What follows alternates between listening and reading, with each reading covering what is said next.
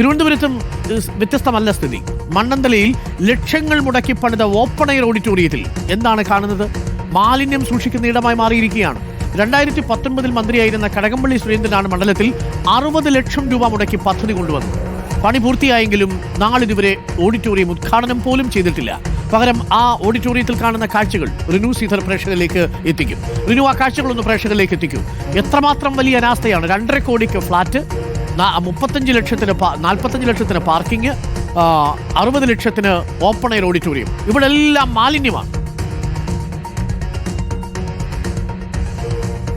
തീർച്ചയായും അരുൺകുമാർ, 2019 അന്നത്തെ ടൂറിസം വകുപ്പ് മന്ത്രിയായിരുന്ന കടകംപള്ളി സുരേന്ദ്രൻ അദ്ദേഹത്തിന്റെ തന്നെ മണ്ഡലമായ തിരുവനന്തപുരം കോർപ്പറേഷനിലെ 13ാം വാർഡ് മണ്ണന്തല വാർഡ്, ഈ മണ്ണന്തല വാർഡിൽ വലിയൊരു ഓപ്പൺ എയർ ഓഡിറ്റോറിയം, അതായത് ഈ ഓപ്പൺ എയർ ഓഡിറ്റോറിയത്തിൽ അതിൻ്റെ ഒരു നിർമ്മാണത്തിന്റെ അപാകതകളെക്കുറിച്ച് ഒന്നും നമ്മൾ പോകുന്നില്ല. അതൊക്കെ പറഞ്ഞാൽ ഒരുപാട് കഥകൾ പറയാനുണ്ട്. പക്ഷേ ഈ നിർമ്മാണം പൂർത്തിയാക്കിയതിനു ശേഷം ഇത് ഉദ്ഘാടനം പോലും ചെയ്തിട്ടില്ല എന്നുള്ളതാണ്.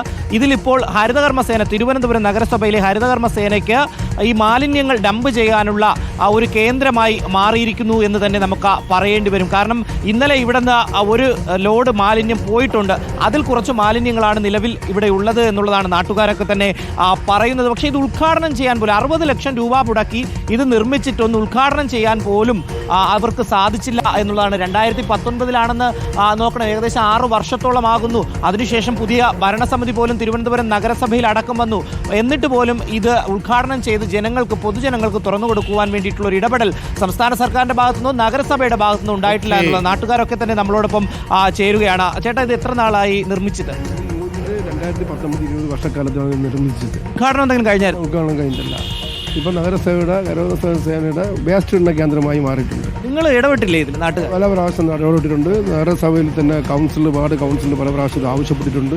അന്നൊന്നും ഇതൊന്നും ആരും തിരിഞ്ഞു നോക്കില്ല. MLA തന്നെ പല പ്രാവശ്യം ഞങ്ങൾ MLA ആവശ്യമുണ്ട്. ഈ കെട്ടിടം കെട്ടിയിരുന്നു, ഇതിന് ഉദ്ഘാടനം ചെയ്യണം എന്ന് പറഞ്ഞിട്ട് പോലും അതിന് തയ്യാറായി വരണില്ലെന്നുള്ള. അരുൺകുമാർ, സാധാരണക്കാരന്റെ നികുതിപ്പണമാണ് ഈ കിടക്കുന്നത് എന്ന് നമ്മൾ ഓർക്കണം. നമ്മൾ ഉൾപ്പെടെ നികുതിപ്പണം നൽകി നിർമ്മിച്ച ഏകദേശം 60 ലക്ഷം രൂപയ്ക്ക് നിർമ്മിച്ച ഒരു ഓപ്പൺ എയർ ഓഡിറ്റോറിയമാണ് ഇപ്പോൾ മാലിന്യ കൂമ്പാരമായി ഇവിടെ കിടക്കുന്നത് എന്നുള്ളതാണ്. ഒരു ഇടപെടലും ഒരു അധികൃതരുടെ ഭാഗത്തു നിന്നും ഉണ്ടാകുന്നില്ല എന്നുള്ളതാണ്